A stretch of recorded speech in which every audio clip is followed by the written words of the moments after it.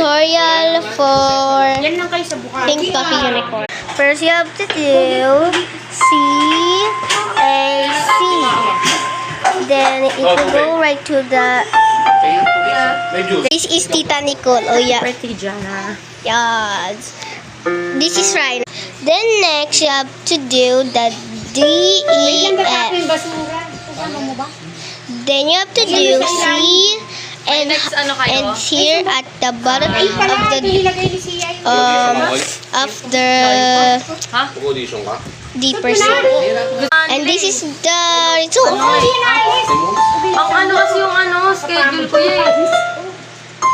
Baka kailangan kasi Okay, guys, that's all. Kaya, Bye. Bye.